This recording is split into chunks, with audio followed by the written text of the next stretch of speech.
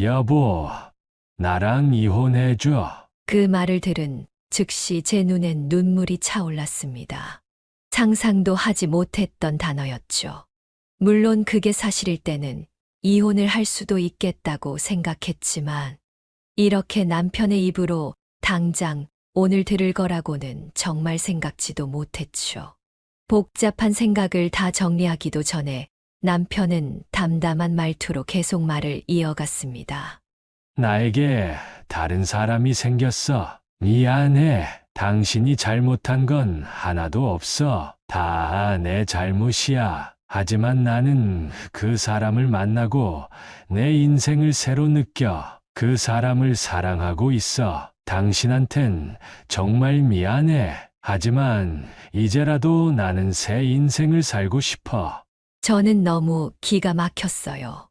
너무 어처구니가 없어서 화도 나지 않았죠. 제 인생에 그렇게 복잡한 감정을 느낀 건 처음이었어요.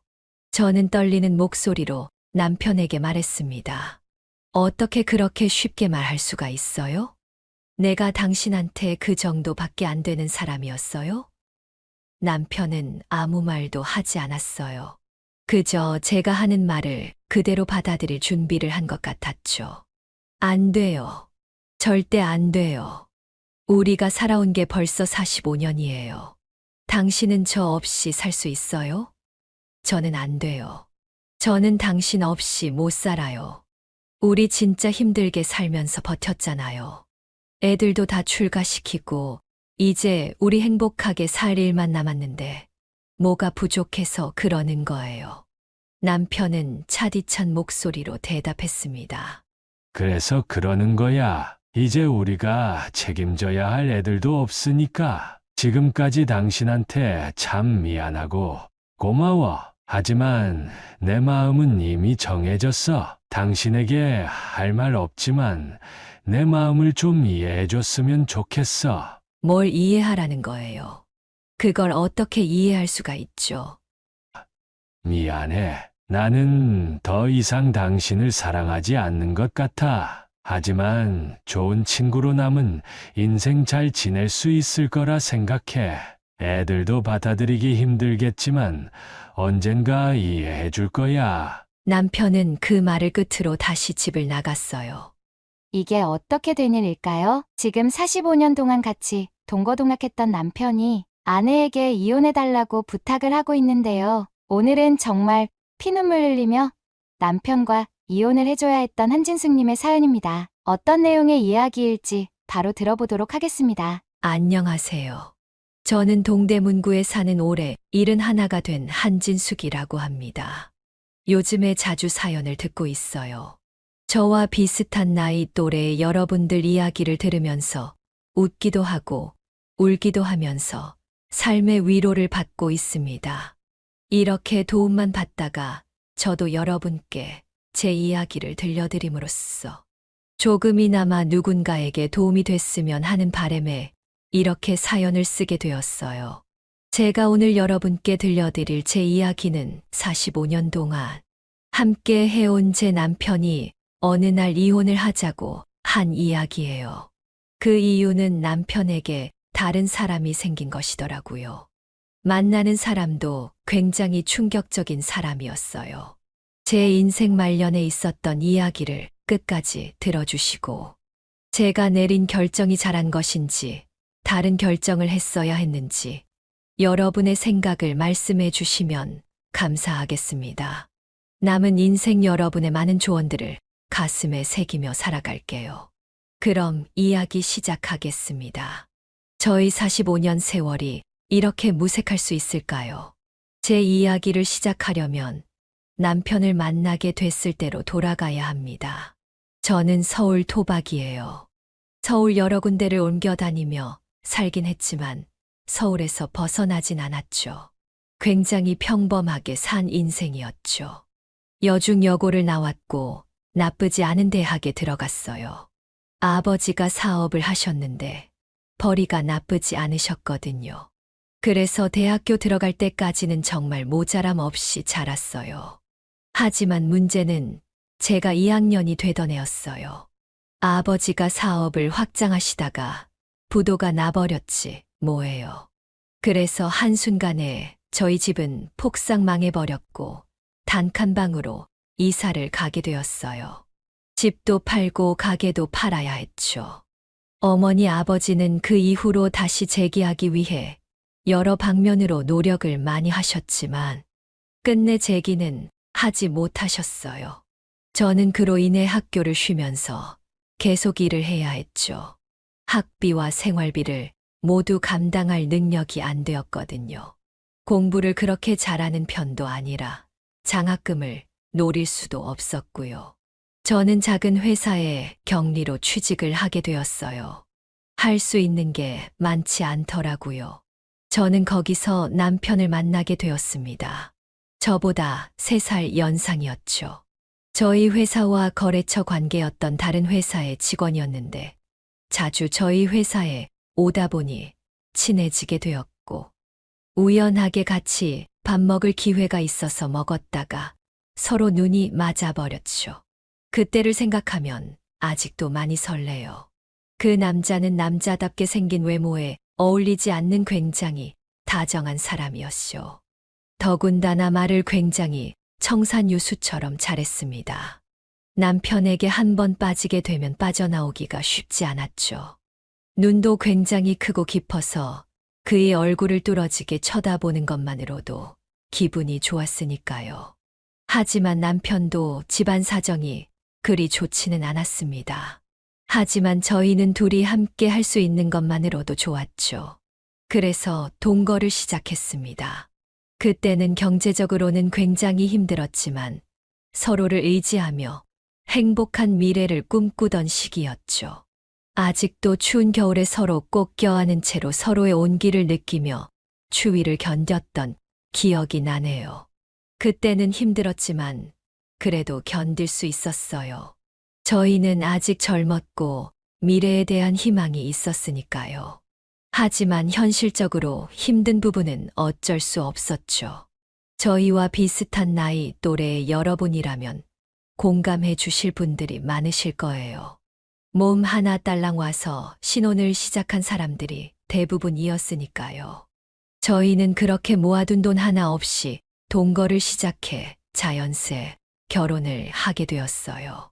물론 신혼여행은 꿈꾸지도 못했고 결혼식도 조촐하게 진행했죠. 힘들었지만 저희는 포기하지 않고 돈을 한 푼 두 푼 모으게 되었습니다. 저는 이전에 다니던 회사에서 오랫동안 일을 해서 나중엔 사장님의 비서를 하게 되었고 남편은 무역회사를 열심히 다녔어요. 저희는 같은 꿈이 있었습니다. 우리 가족만의 집과 가게를 가지는 것이었죠. 가게는 장사 사업을 하셨던 우리 아버지의 영향이었어요. 아버지가 좋은 가게 하나 차려놓으면 평생 먹고 살 수 있다고 하셨거든요. 물론 무리해서 확장을 하다가 무너져 버렸지만요. 그래서 더도 말고 덜도 말고 좋은 가게 하나만 차리고 싶었어요. 그 뜻을 남편도 받아들여 줬고요. 그래서 저희는 한 푼 두 푼 모은 돈으로 집보다 먼저 가게를 차렸습니다. 어머니의 요리법과 아버지의 사업적인 조언을 가지고서는 저희는 맛있는 족발집을 차리게 되었어요. 지금 동국대가 있는 장충동 근처에서요. 족발 골목은 아니고 거기서 조금 떨어진 곳이었죠. 그렇게 족발집을 차렸을 때 그 기쁨은 정말 말로 표현할 수 없을 정도였어요. 저와 남편은 작은 우리만의 가게를 보며 서로 부둥켜 울었죠. 얼마나 기뻤는지 한 달 동안 1시간에 한 번 나와서 저희 집 간판을 보다가 들어갈 정도였어요. 남편도 회사를 그만두고 가게 일을 도왔어요. 저와 남편은 매일 꼭두 새벽에 나와서 족발을 삶았어요. 저는 여러 반찬과 국을 만들었고 남편은 손님들을 맞았죠. 그렇게 늦은 밤까지 일하고 돌아와서는 기진맥진한 채로 잠에 들었죠. 정말 열심히 일했어요. 그렇게 저희 둘은 열심히 돈을 벌어서 작은 집을 사게 되었어요. 저희만의 보금자리였죠. 그 후로 저와 남편은 아이 셋을 낳게 되었어요. 아들 2명과 딸 1명이요. 자식들을 먹여 살리느라 정말 쉼 없이 일해야 했죠. 임신한 상태에서도 쉬지 못하고 매번 가게에 나왔어요. 남편은 그런 저에게 항상 미안해 했습니다. 그렇게 시간은 흘렀고 자식들은 어느새 성인이 되었죠. 아이들을 키우면서 여러 기억나는 일들이 있네요. 첫째 아들이 어렸을 적 난간에서 떨어져 크게 다쳤던 기억, 둘째 아들이 좋은 대학에 붙은 기억, 막내 딸이 대학 졸업하자마자 결혼하겠다며 사위를 데려온 기억 등등이요. 즐거운 기억과 힘든 기억들이 수도 없이 많았죠. 저와 남편에겐 견디기 힘든 시간들이었지만 서로를 의지하며 버틴 세월이었어요. 그렇게 45년이 넘는 시간이 흘러갔죠. 그 모든 어려움들을 겪고 나서야 저희는 이제야 안정기에 접어든 듯 했어요. 아들, 딸 모두 가정을 가지게 되었고 저희도 가게를 다른 사람에게 넘긴 채 남은 돈으로 노후를 보내고 있었죠. 이렇게 조용한 노후를 보낸 지는 4년밖에 되지 않았어요. 처음 가게를 팔고 쉬게 되었을 때는 굉장히 어색했어요. 한평생 일만 했던지라 어떻게 쉬어야 하는지, 이제 뭘 하며 살아가야 하는지 감이 잡히지 않았죠. 새벽에 일어나 가게에 가야 할 것만 같았고, 자식들 뒷바라지를 계속 해줘야 하는 거 아닌지 걱정이 되기도 했어요. 한 번은 저도 모르게 새벽에 일어나 팔았던 가게에 갈 뻔한 적도 있었어요. 버스를 타려고 하는 순간 제가 가게를 팔았다는 걸 깨달았죠. 남편도 마찬가지였어요. 하지만 서로 의지하고 도와가며 새로운 인생을 준비할 수 있었어요. 남편은 저와 새로운 취미를 찾아보자며 여러 가지를 함께 했죠. 매일 새벽에 일어나 남편이 좋아하는 클래식 음악을 들으면서 명상을 하고 산책을 했어요. 그리고 가볍게 아침을 먹고는 서로의 취미 생활을 즐겼죠. 그리곤 저녁에 모여 밥을 먹고 드라마를 보며 하루를 마무리했어요. 가끔 아들과 딸들이 손주들을 데리고 오면 집은 아이들의 소리로 가득했습니다. 북적북적한 아이들을 보면 정말 이 모든 것이 저와 제 남편이 이루어낸 것인지 믿을 수 없을 정도로 기뻤어요. 아이들의 표정을 보는 것만으로도 행복했죠. 하지만 아쉬운 점이 하나 있었어요.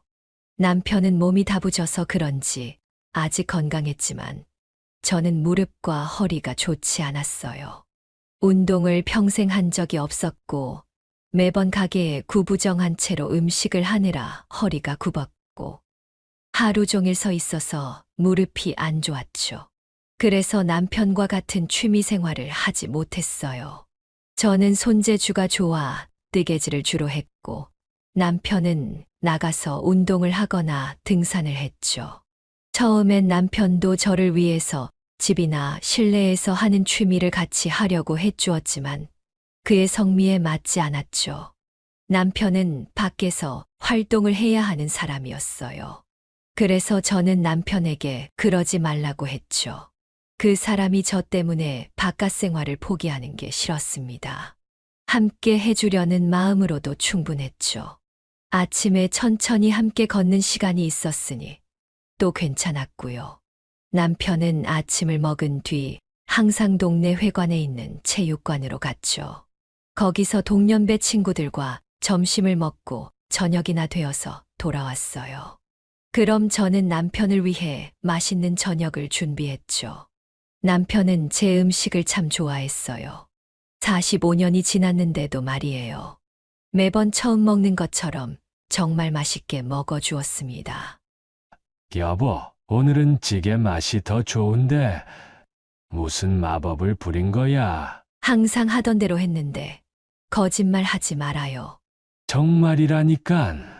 내가 오늘 운동을 열심히 해서 그런가? 한 그릇 더 주겠어? 알겠어요. 많이 해놨으니깐 천천히 먹어요. 아, 참 내일 모레 애들 온다네요. 맛있는 것 좀 준비하려고요. 그래, 애들이 또 당신 음식이면 껌뻑 죽지. 그러니까 내일은 좀 일찍 들어와요.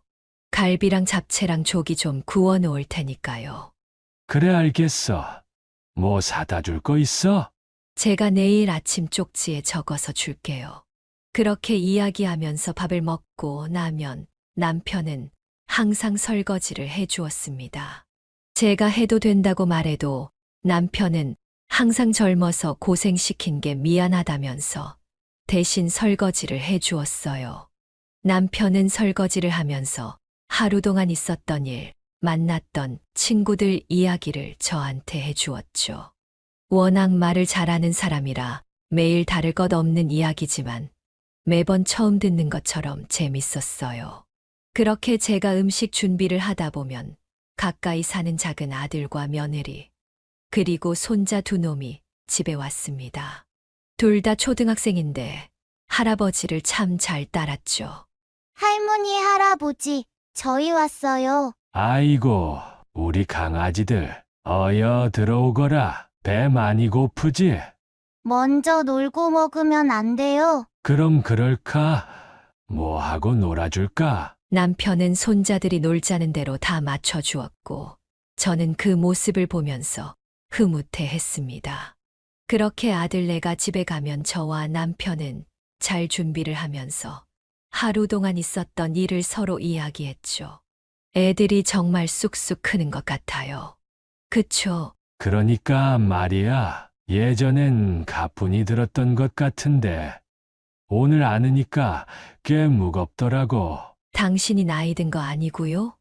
무슨 소리야 나는 절대 안 늙어. 알통 만져봐봐. 됐어요. 농담이에요. 이렇게 실없는 소리를 하면서요. 남편이 밖에 나가 있을 땐 저도 가끔 주변 할머니들을 만나러 집 앞 정자로 나갔어요. 또래 친구들이 그곳에 항상 모였거든요. 그럼 서로의 남편이나 자식 이야기들을 하며 시간을 보냈죠. 남편 이야기를 할 때마다 많은 사람들은 저를 부러워했어요. 남편이 집안일을 도와준다고 하면 다들 소스라치게 놀랐죠. 그리고 남편은 제 주변 사람들을 만날 때도 항상 밝았고 말솜씨를 이용해서 사람들을 즐겁게 해줬어요. 그래서 제 남편은 어딜 가나 인기가 많았죠. 45년을 함께 했지만 저는 아직도 남편이 너무나 좋았어요. 제가 운이 참 좋은 사람이라고 느꼈죠. 남편에게 의지를 많이 했기에 남편이 없는 삶은 상상도 하지 못했습니다. 지금의 삶에 굉장히 만족했고 이렇게 살다가 조용히 남편과 한날 한시에 세상을 뜨는 게 저의 유일한 바람이었어요. 하지만 인생은 제가 원하는 대로 흘러가게 두지 않더라고요. 겨울이 지나고 막 푸릇푸릇한 잎이 돋아나는 봄이 되었을 때였어요. 조금씩 일상의 변화가 생겼습니다. 남편이 점점 밖에 있는 시간이 길어진 것이었어요. 처음엔 많은 차이를 느끼지 못했지만 시간이 지날수록 1시간, 2시간씩 늦어지더니 나중에는 밤 늦게 와서 저 혼자 저녁을 먹은 적도 있었죠. 왜 늦었냐고 물으면 남편은 아무 티를 내지 않고 저에게 말했어요.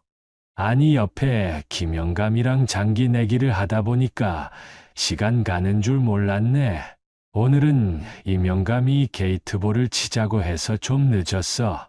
연락 미리 못해서 미안해요. 이런 식의 이야기였죠. 항상 다른 이유가 생겼어요. 하지만 더 중요한 건 남편이 집에서 나갈 때였어요.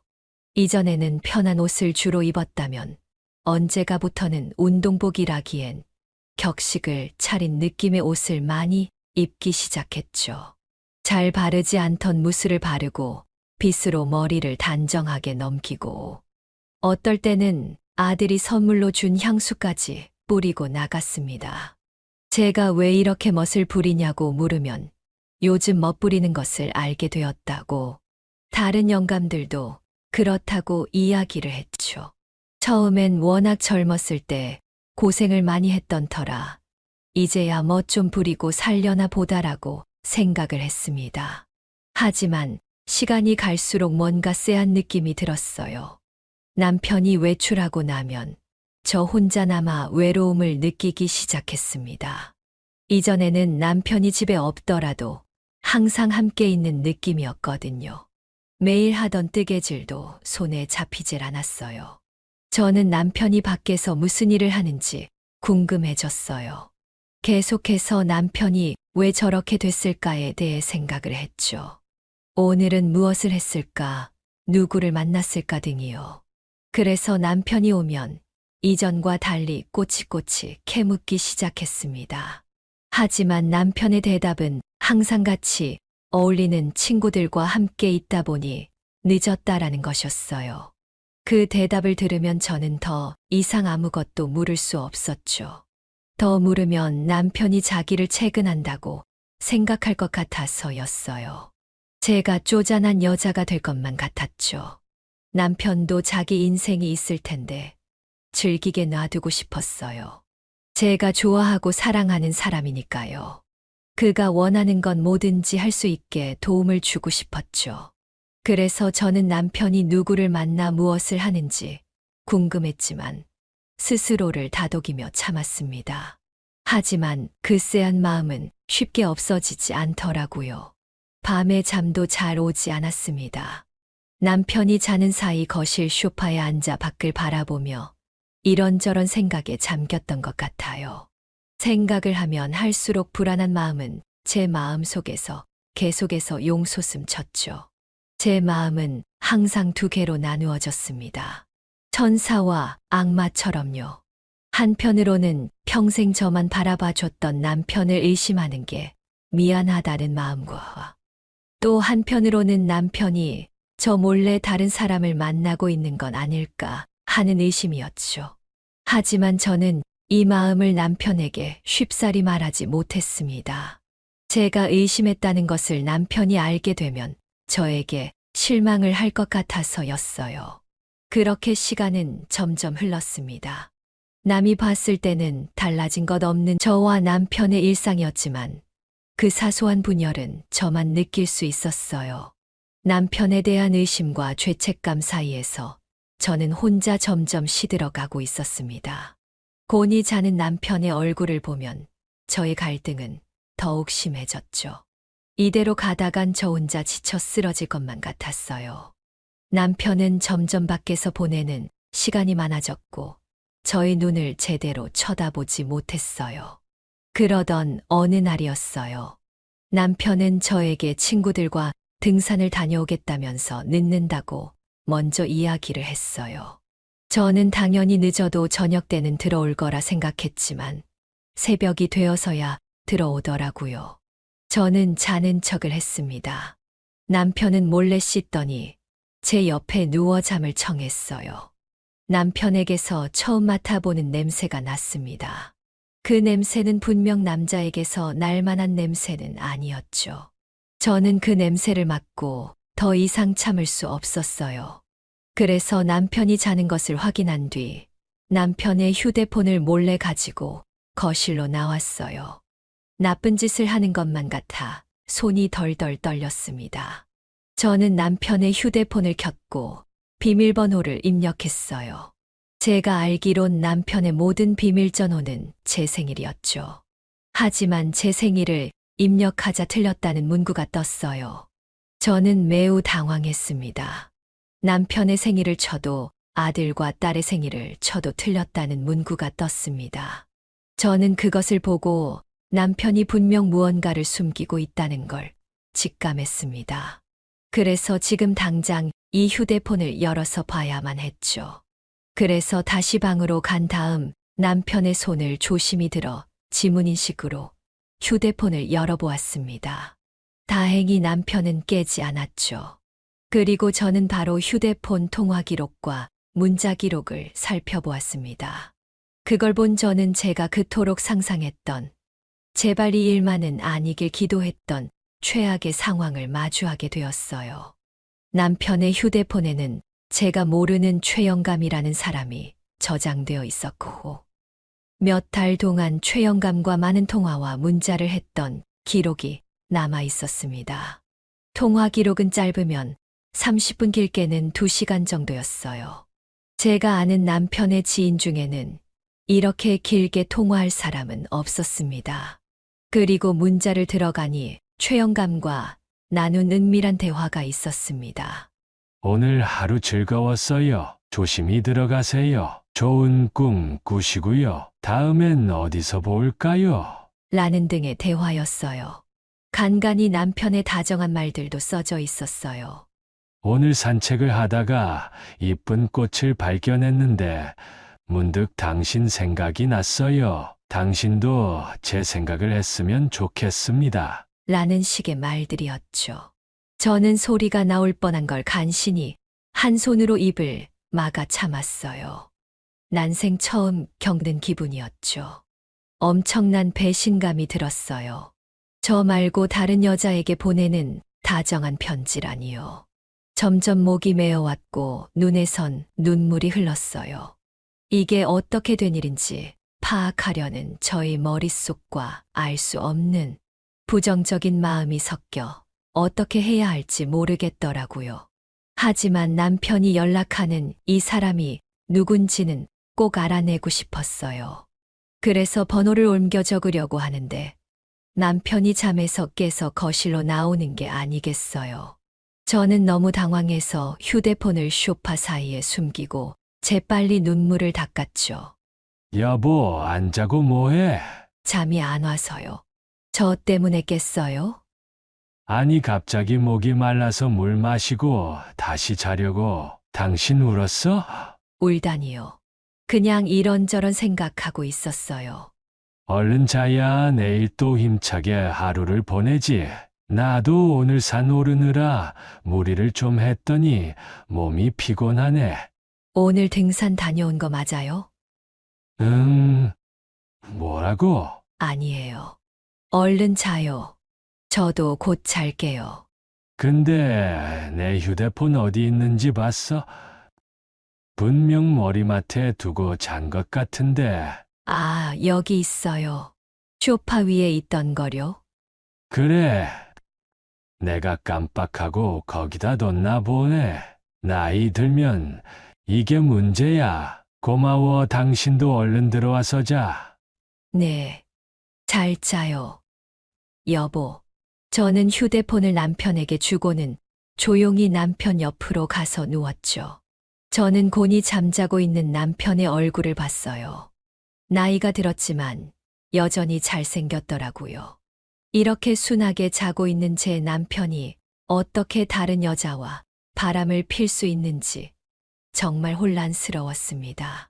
최영감이라는 그 사람이 다른 여자인 것은 확실하지 않았지만 제 직감으로는 무조건이었어요. 그 사람은 도대체 누굴까? 정말 남편이 바람을 피운 걸까? 내일 직접 물어봐야 할까? 등 여러 생각이 제 머릿속을 맴돌았습니다. 저는 그때만 해도 제가 오해하는 걸 수도 있다고 진지하게 생각했어요. 그렇게 저는 거의 밤을 지새운 채 다음 날을 맞이하게 되었어요. 이제 저에게 보이는 남편은 그 전의 남편과 다른 사람이었죠. 남편은 이전과 다르지 않게 행동을 했고 저는 그 모습이 모두 가짜처럼 느껴졌어요. 하지만 저 또한 남편에게 말하지 못했습니다. 아직 확실한 증거를 찾아내지 못한 이유도 있었고 제가 오해한 걸 수도 있으니까요. 그래서 저도 마치 아무 일도 일어나지 않은 것처럼 연기를 했습니다. 그치만 이미 제 머릿속엔 그 최영감으로 가득 차버렸죠. 지금에야 그날을 후회하고 있습니다. 그때 제가 먼저 남편에게 그 사실에 대해 물어봤다면 이렇게까지 제가 상처받지는 않았을 테니까요.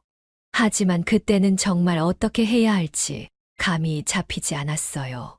저는 계속해서 갈등해야 했습니다. 남편을 믿어야 하나 아니면 진실을 밝혀야 하나. 그 두 마음 사이에서요. 저는 며칠 동안 잠을 자지 못하고 고민했습니다. 남편도 그런 저를 걱정하는 척했지만 제가 봤을 때 남편은 그런 척만 하는 것이고 진심은 다른 곳을 생각하는 듯 했어요. 저는 제가 이렇게 혼자서 지쳐가는 걸 견딜 수가 없었죠. 그래서 저는 남편에게 진실을 물어보기로 했어요. 저는 최악의 상황을 대비하며 마음의 준비를 했습니다. 만약 그 최악의 상황이 맞다면 저는 이제 어떻게 살아야 하나 걱정이 됐어요. 만약 내가 오해한 거라면 나는 나 스스로를 용서할 수 있을까도 걱정이 되었죠. 그것 말고도 여러 걱정이 저를 뒤덮었어요. 바람핀 게 사실이라면 남편을 용서해야 할까? 아니면 이혼을 해야 할까? 아들과 딸들에게는 어떻게 말을 해야 하지? 이 사람이 나를 아직 사랑할까? 내가 부족했던 거면 어떡하지 등등이요. 하지만 이 모든 건 나중이었죠. 진실을 알아야 하는 게 먼저라고 생각했습니다. 그렇게 다음 날이 되었고, 저는 여김없이 외출하는 남편에게 말했어요. 여보, 오늘은 좀 일찍 들어와요. 무슨 일 있어? 나 좀 늦을 것 같은데. 최대한 일찍 들어와 주세요. 할 말이 있어요. 남편은 찝찝한 표정으로 집을 나섰습니다. 남편도 제 말에서 무언가를 느낀 듯 했어요. 그렇게 저는 하루 종일 안절부절하며 남편을 기다렸습니다. 남편이 들어올 시간이 되자 심장이 빠르게 뛰더군요. 저는 무교지만 세상에 있는 모든 신에게 기도를 했습니다. 제발 제가 생각한 최악의 일이 사실이 아니게 해주세요. 제가 못나서, 제가 부족해서 남편을 의심한 것이기를. 제가 오해한 것이라면 평생 남에게 베풀며 살겠습니다. 이렇게 기도를 올릴 만큼 저는 간절했어요. 그렇게 낮이 지나가고 저녁이 되었습니다. 점점 어두워지는 것이 지금 저의 마음 같았어요. 얼마 뒤 현관문이 열리는 소리가 들렸고 남편이 들어왔습니다. 남편의 표정은 굉장히 어두웠어요.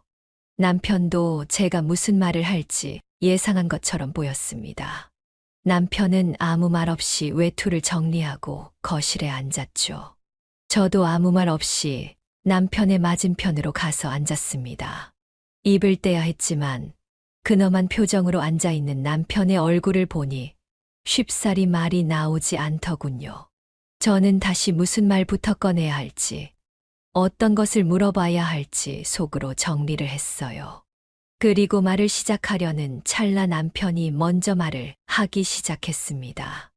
여보, 나 당신이 무슨 말 할지 알아? 저는 순간 잘못 들었나 착각을 했습니다. 아무 말도 하지 않았는데 제가 할 말을 알고 있다니요. 남편은 제 눈을 마주치지 못한 채 말을 이어갔어요. 내가 지금 다른 사람을 만나고 있는지가 궁금했던 거지?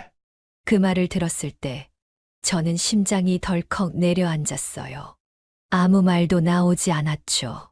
저는 빤히 남편을 쳐다보았습니다. 남편은 진지해 보였어요. 그 다음에 말한 것이 제 인생 최악의 말이 될 줄은 그땐 몰랐습니다. 여보, 나랑 이혼해줘. 그 말을 들은 즉시 제 눈엔 눈물이 차올랐습니다. 상상도 하지 못했던 단어였죠.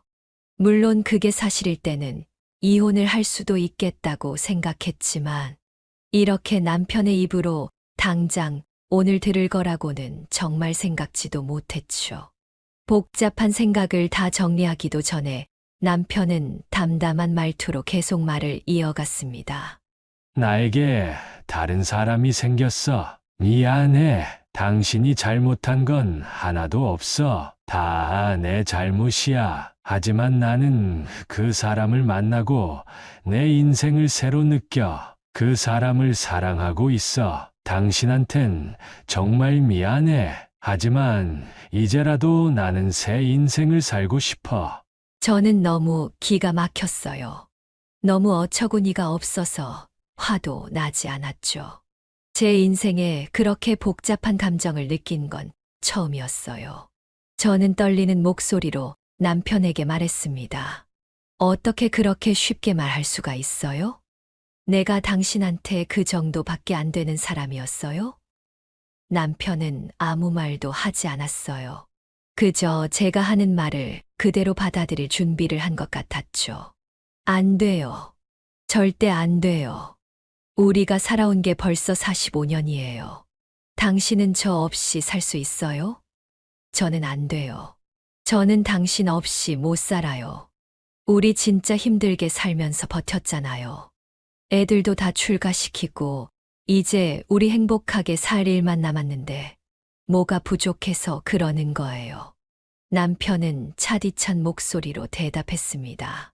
그래서 그러는 거야. 이제 우리가 책임져야 할 애들도 없으니까 지금까지 당신한테 참 미안하고 고마워. 하지만 내 마음은 이미 정해졌어. 당신에게 할 말 없지만 내 마음을 좀 이해해 줬으면 좋겠어. 뭘 이해하라는 거예요.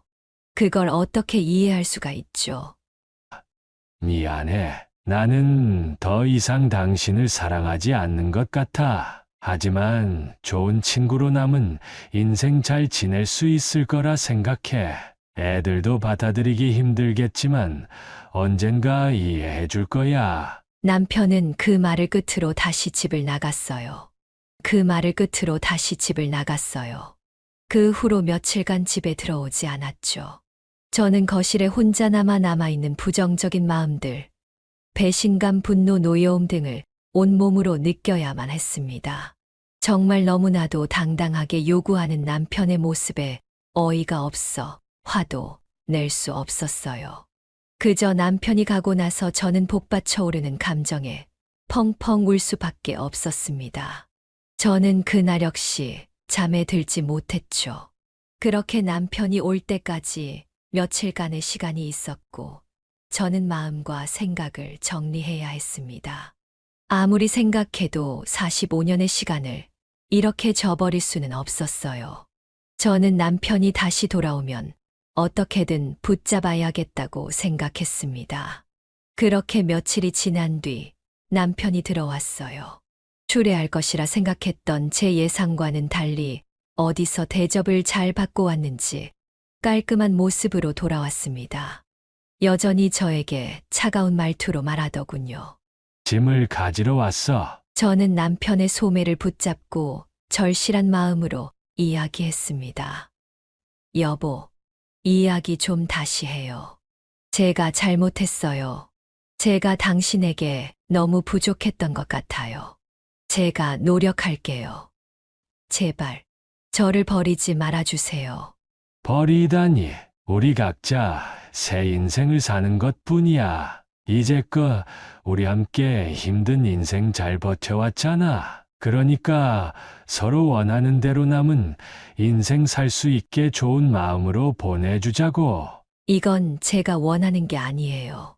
저는 제 가정을 이렇게 끝내고 싶지 않아요. 어쩔 수 없어. 나도 이제 내 인생을 살고 싶어. 좋아하는 사람과 여기저기 여행도 다니면서 말이야. 지금까지 내 인생은 너무 일만 하고 힘들었던 삶이었어. 당신에겐 미안하지만 나는 이제 마음을 정했어. 제가 또 무슨 말을 하려고 하자 남편은 종이 한 장을 내밀었어요. 바로 합의 이혼 확인서였어요. 저는 그것을 보고 세상이 무너지는 듯 했어요. 저는 그 종이를 남편 앞에서 찢어버리고 무릎을 꿇었어요. 남편의 다리를 붙잡고 애원을 했죠. 누군가 제 모습을 보면 추레하다고 말할 수 있겠지만 저는 정말 필사적이었어요. 여보, 제발요.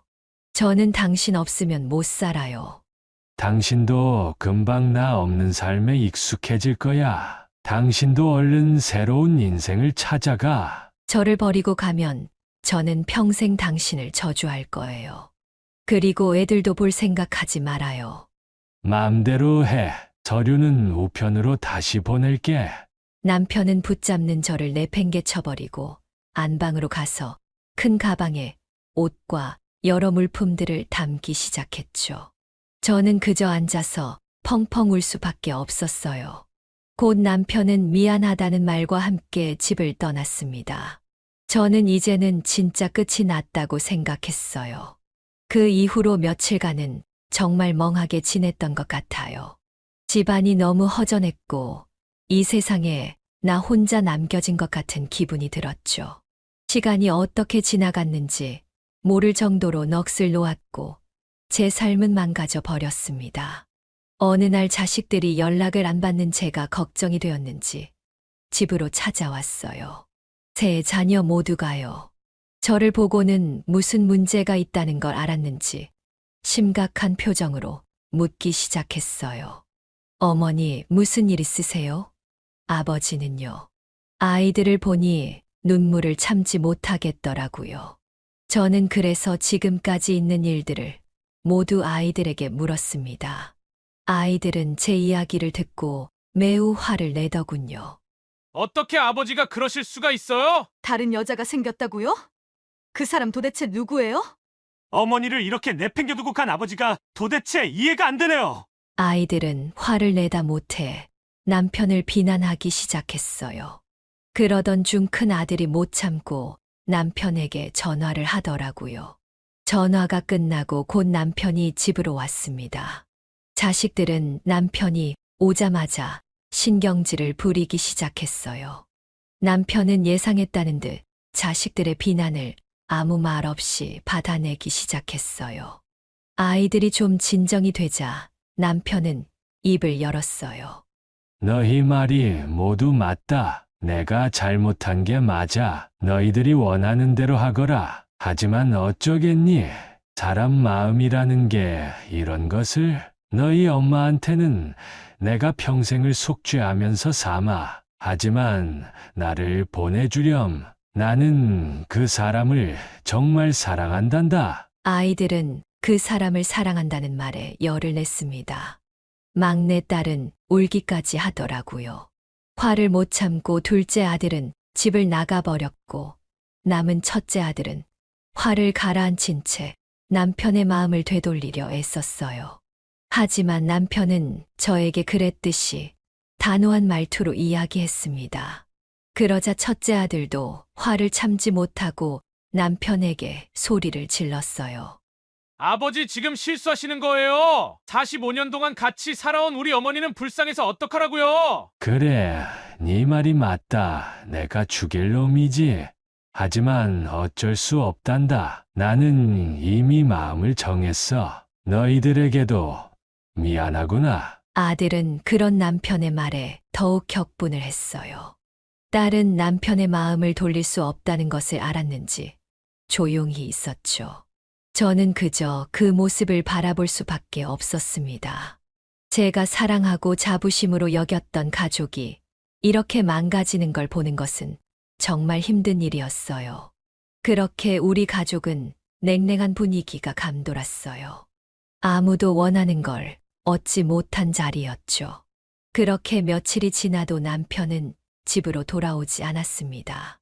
자식들은 제가 걱정됐는지 자주 집으로 찾아와 위로를 해주었죠. 하지만 아무런 말도 저에게 위로가 되지 않았어요. 저는 그때까지도 남편을 포기할 수 없었어요. 다시 원래의 우리 가족으로 되돌릴 수 있다고 생각했습니다. 저는 남편에게 문자를 보냈어요. 기다릴게요. 당신 원망 안 해요. 언제든 돌아와요. 하지만 남편에겐 냉랭한 답변만이 왔습니다. 기다리지 마. 이제 받아들여야 해. 그렇게 일주일이 지나고 2주가 지나고 한 달이 되었어요. 저는 충격적인 이야기를 들어야 했습니다. 바로 그 최영감이라는 사람이 누구인지 알게 된 것이었죠. 그 사실을 알게 된 건 제가 정말 오랜만에 집 앞 정자에 갔을 때였어요.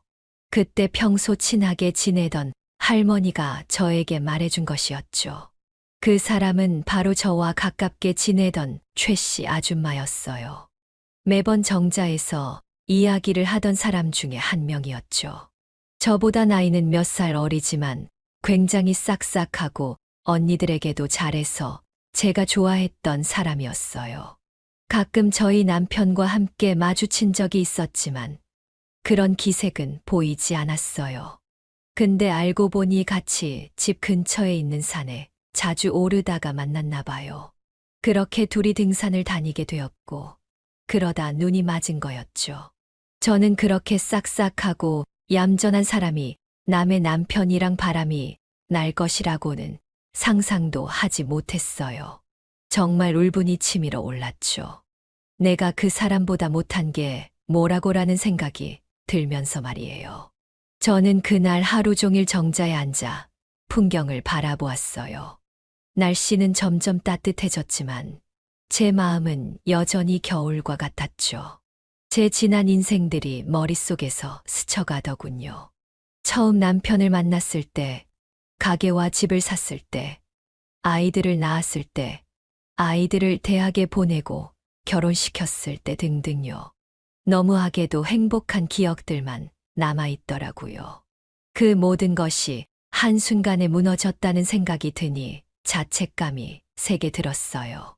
내가 무엇을 어디서부터 잘못했는지 모르겠더라고요. 그때 제 옆에 있던 할머니가 저를 꼭 안아주었습니다. 저는 그녀의 품에 안겨 펑펑 울었죠. 그날 집에 도착해서 저는 남편을 놓아주기로 결심했습니다. 아무리 제가 붙잡으려고 해도 잡히지 않을 것이었고, 이 모든 것이 제 집착이라고 생각했기 때문이었어요. 차라리 이렇게 된 거 제가 사랑했던 사람이니 좋은 방향으로 놓아주자라고 생각했고, 저도 제 인생을 찾아보자라는 생각이 들었어요. 그래서 저는 남편이 보낸 합의 이혼서에 도장을 찍어 남편이 보낸 주소로 우편으로 보냈어요.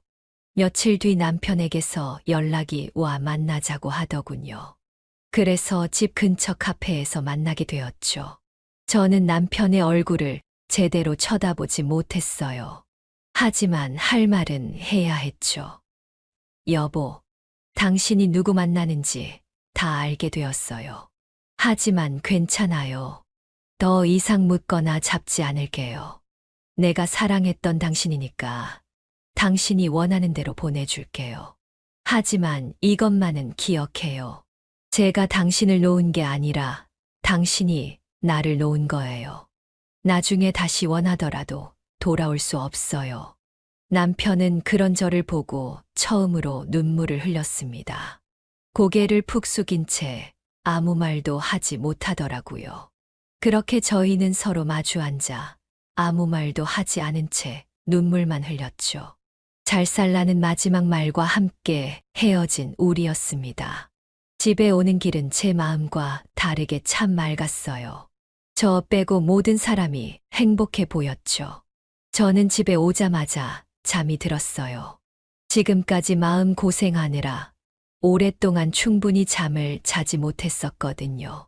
뭔가 마음의 짐이 덜어진 것만 같았어요. 아무것도 신경 쓰지 않고 잠에 들었죠. 그렇게 저는 하루를 꼬박 자고 일어났어요. 밖은 여전히 밝더군요. 그것을 보고 저는 이제 제 인생을 챙겨야겠다고 생각했어요. 남편도 자기 인생 찾아서 가는데 나라고 못할 것 있냐는 마음이었죠. 앞으로 남은 인생에 어떤 일들이 있을지는 모르지만 일단 한 걸음 내딛어 보자는 마음이었습니다. 이후로 남편과의 이혼은 절차에 따라 착착 진행이 되었어요. 남편은 미안했나 본지 제가 원하는 대로 다 맞춰주었어요. 재산도 정확히 절반씩 나누었고 아파트도 저에게 넘겨주었죠. 마지막 날 법정에서 만난 남편과 저는 어떤 표정을 지어야 할지 몰랐습니다. 남편은 저에게 먼저 손을 내밀었고 저는 손을 잡지 않고 남편을 안아주었어요. 그리곤 말했죠. 잘 살아요. 행복하게. 남편은 절 보고 웃어주었어요. 정말 이제 남편과 남남이 되고 나서 집에 오는 길은 저도 모르게 후련했습니다. 가슴에 어느 부분이 도려져 나간 듯한 허전함은 있었지만 그래도 참을만 했어요. 며칠 뒤 저는 최 씨 아줌마를 길 가다 마주쳤어요. 최 씨 아줌마는 저를 보고 황급히 피하기 시작했죠. 저는 피하지 않았어요. 제가 부끄러운 건 아니었으니까요. 저는 이제 제 인생을 살기로 결심했기에 그 사람은 저와 아무 상관도 없었어요. 만약 이전이었다면 당장 머리채부터 잡았을 텐데 말이에요.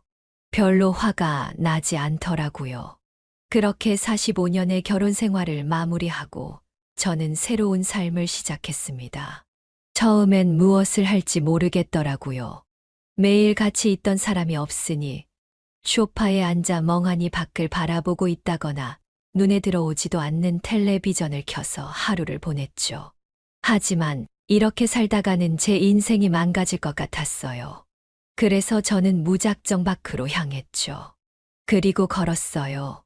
힘들어서 못 걸을 때까지요. 그렇게 땀을 많이 흘리니 기분이 맑아지더라고요. 그래서 저는 운동을 해야겠다고 생각했어요. 그래서 무릎을 많이 쓰지 않는 게이트볼을 시작했죠. 처음엔 어려웠지만 동네 친구들이 친절하게 가르쳐 주어서 금방 익히게 되었어요. 익숙해지니 그렇게 재밌을 수가 없더라고요. 그래서 저는 매일 나가서 운동을 했고 그 모습을 본 자식들도 저를 보고 걱정을 좀 덜었다고 하더군요. 제 얼굴에 생기가 돌기 시작했다면서요. 정말 그런가 하고 제 얼굴을 보니 정말 이전보다 밝아진 것 같았어요. 그리고 저는 소설 읽는 재미에 푹 빠져 살았어요. 소설 속에 사는 사람들은 저 못지않게 힘들게 살더라고요. 소설을 보면서 나만 힘들게 사는 것이 아니구나라는 것에 대해 위로를 받기 시작했어요. 평생 책을 읽지 않은 제가 미울 정도였죠.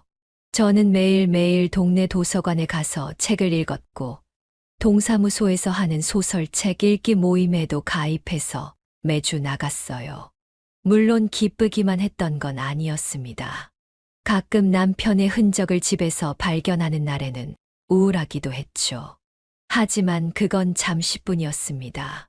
저는 그때마다 마음을 다 잡고 제가 즐거워하는 일들을 했죠. 자식들도 많은 도움을 주었어요. 남편은 떠났지만 여전히 제 곁에 남아있는 자식들이 있었습니다. 물론 손주와 놀아줄 남편이 없으니 제가 그 역할을 했어야 했죠. 시간이 지나면서 혼자 사는 것에 조금은 익숙해졌어요. 저는 저에 대해 더 많이 알아갔어요. 저는 너무나 바쁘게 사느라 저를 돌아보지 못했더라고요. 왜 이제야 이런 걸 깨달았는지. 어찌 보면 남편과의 이혼도 이런 제가 있기 위해 벌어졌어야 할 일처럼 느껴지더라고요. 마치 하늘에 있는 누군가 저를 위해 이런 일을 계획한 것처럼요. 그렇게 시간이 지나고 1년쯤 지났을까. 저는 어느 소식을 들었습니다. 바로 남편이 그 여자와 헤어졌다는 소식이었죠. 들리는 말은 여러 가지였지만 어쨌든 최 씨 아줌마가 다른 남자랑 또 바람을 폈다는 말이 많았어요. 저는 그 이야기를 듣고 기쁘지 않더라고요. 저와 같은 상처를 받고 있을 남편 생각에 신경이 쓰였죠. 후련할 것 같았는데 말이에요. 며칠 뒤에 누군가에게 연락이 왔습니다. 모르는 번호였죠. 여보세요? 누구세요? 그 사람은 아무 말도 없었어요. 저는 전화를 끊었죠. 그리고 다음 날에도 그 다음 날에도 연락이 왔어요. 저는 그제야 누군지 알겠더라고요. 바로 전 남편이었죠. 하지만 되돌릴 수는 없는 것이었습니다. 저도 이미 전 남편을 사랑하지 않았으니까요. 당신이에요. 맞아. 이야기 들었어요. 많이 아프죠? 그렇네. 당신도 이렇게 아팠어? 네. 근데 금방 지나갈 거예요. 미안해. 당신을 이렇게 아프게 해서. 괜찮아요. 덕분에 저도 제 인생 살아갈 수 있었는걸요. 걱정 말아요. 저 요즘 너무 행복하니깐요. 전 남편은 그 이야기를 듣고 한참 동안 침묵을 했습니다. 남편은 저에게 무언가 하고 싶은 말이 있는 것 같았어요. 저도 그 말이 무슨 말인지 알 것 같았고요. 하지만 그럴 순 없었어요. 그래서 저는 약간의 거짓말을 했죠. 저 요즘 만나는 사람 있어요. 저에게 너무나 잘해줘요. 당신도 얼른 다시 좋은 사람 만났으면 해요. 왜 그런 거짓말을 했는지는 모르겠습니다. 어쨌든 남편도 그 이야기를 듣고는 체념했는지 인사를 하고 전화를 끊더군요. 저는 이제 정말 끝이구나라고 생각하며 한숨을 내쉬었습니다. 남편이 정말 행복하길 바랬어요. 적어도 지금은요. 하지만 이미 남남이니 제 인생이나 잘 살자라는 생각이 곧바로 들더군요. 그러니 마음이 좀 편해졌어요. 그렇게 시간이 어느 정도 지났을까요? 정말 저에게도 새로운 인연이 다가왔습니다. 게이트볼 모임에 새로 들어온 사람이었어요. 그분은 아내와 사별한 지 10년이 다 되었다고 하더라고요. 집도 가까웠어요. 그래서 저희는 게이트볼이 끝나고 항상 같이 집으로 향했습니다. 그러다 서로 저녁을 먹었고 속마음까지 꺼내서 이야기하게 되었어요. 그 사람 목소리가 너무 좋아서 마음이 편해지더라고요. 말하려고 한 건 아니었는데 모두 다 말하게 되었죠. 그분은 조심스레 저에게 다가왔고 저는 그분의 속도가 마음에 들었어요. 참 따뜻했죠. 그렇게 저는 그분과 조심스레 교제를 시작하게 되었어요. 교제라는 말도 이상하네요. 더 자주 보는 사이가 맞는 말일까요? 언젠가는 제가 그분을 초대해 음식도 해주었습니다. 정말 맛있게 잘 먹어주더라고요. 제 음식을 이렇게 맛있게 먹어주는 사람을 보니 잊었던 감정이 생겨나는 듯 했습니다. 그렇게 시간이 더 지났고 그분과는 집을 합치게 되었어요. 그리고 남은 인생을 함께하고자 약속했죠. 이 사실을 자식들에게 말하니 자식들도 저희를 축복해 주었습니다. 언제 불행한 일이 있었냐는 듯 저에게 다시 행복이 찾아왔죠. 그렇게 더 시간이 지나고 자식들 또한 전 남편을 이해할 마음이 생긴 듯 했어요. 그래서 이제 가족 모임에 남편을 다시 초대하기로 했죠. 물론 저와 지금의 남편도 함께요. 새로 태어난 손주의 돌잔치에서 저희는 오랜만에 다시 보았습니다. 저와 남편은 서로를 보고 웃어주었죠. 처음엔 어색했지만 나중엔 점점 괜찮아지더라고요. 남편도 마음을 잘 정리한 듯 했습니다. 이렇게 조금씩 화해하고 새로운 관계를 만들어 가는 것도 나쁘지 않다고 느꼈습니다. 저희는 어두운 과거의 이야기는 하지 않고 밝은 미래에 대한 이야기만 했죠. 이렇게 저희는 남이 보기엔 조금 이상하지만 새로운 관계가 되었어요. 마치 외국 사람들처럼요. 자주는 아니지만 가족 행사가 있을 때 저와 전 남편은 만나서 안부를 묻곤 합니다. 가끔 어린 손주들이 우리의 관계를 이상하게 생각해서 물을 때마다 뭐라고 말해줘야 할지 난감하지만요. 그래도 이제는 웃어 넘길 수 있을 정도가 되었어요. 저는 지금 매우 행복한 삶을 살고 있습니다.